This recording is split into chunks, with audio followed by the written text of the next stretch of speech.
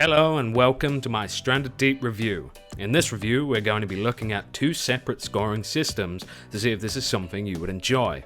Firstly, we will assess the key points and calculate a score from that. Secondly, we'll be looking at a personal opinion score, which is solely based on whether the game is what it claims to be.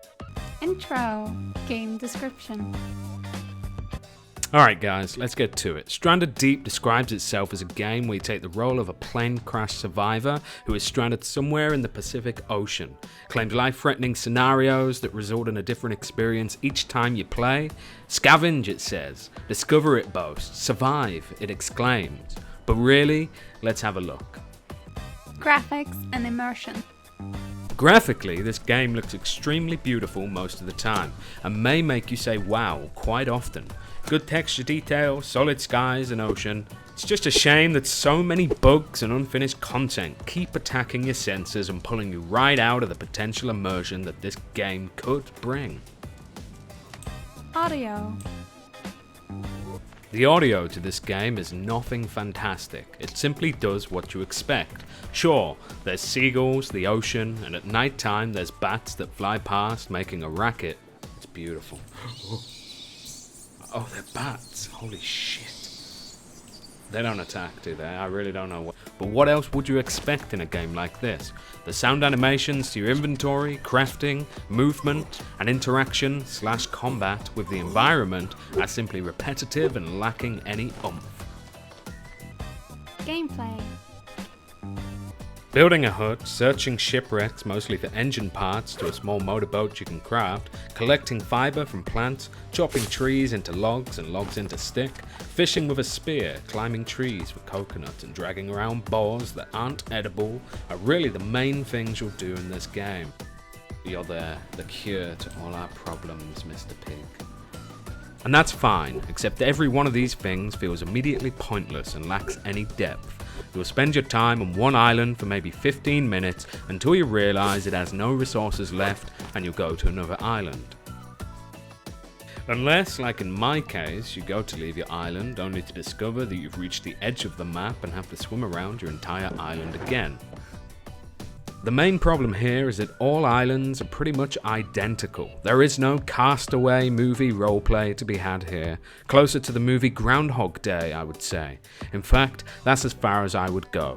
I would say that this game is replicating a real-life scenario of a shipwrecked survivor replaying his last dehydrated moments over and over again in his head.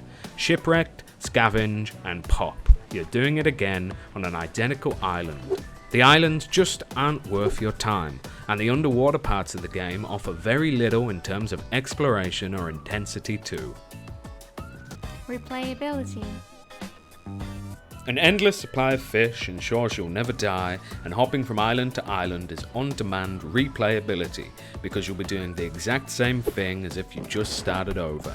Starting over has absolutely no merit because this game puts a lock around your creativity and does not offer what most survival / open world games offer, which is simply that the world is your oyster.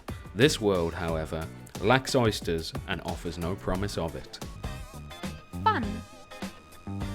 Groundhog Day is a great movie concept and has been overused, and whilst the idea of that is one with lots of potential fun, reliving moments over and over again on one of the replicated islands with very little content, objectives or things to actually do simply cannot even appeal to sadomasochists. Final score and personal opinion. For the graphics and immersion, I give it a 6 out of 10, mostly due to the fact that there's plenty of bugs in there to reduce the immersion. For the audio, I give it a 4 out of 10, mostly due to the fact that it could have been so much more. For the overall gameplay, I give this a 5 out of 10. For the replayability, I give this a 2 out of 10. For the fun aspect of this game, it scores 2 out of 10. Giving this game an overall score of 3.8 out of 10. Personal opinion. Now I do realise it's a very low score, and I know a lot of people that might watch this won't be too happy, but at the end of the day, it's been years since I've looked at this game, and nothing has changed. I thought after the years and years of it being developed, it would have progressed in some kind of way. But it hasn't. I got in game, I saw a pig. I was so happy to see new content and I couldn't eat the pig.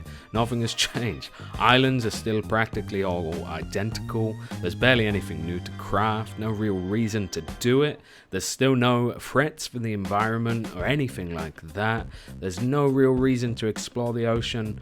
Sadly, this game just hasn't come very far, and I can't see it going very far in many, many years to come.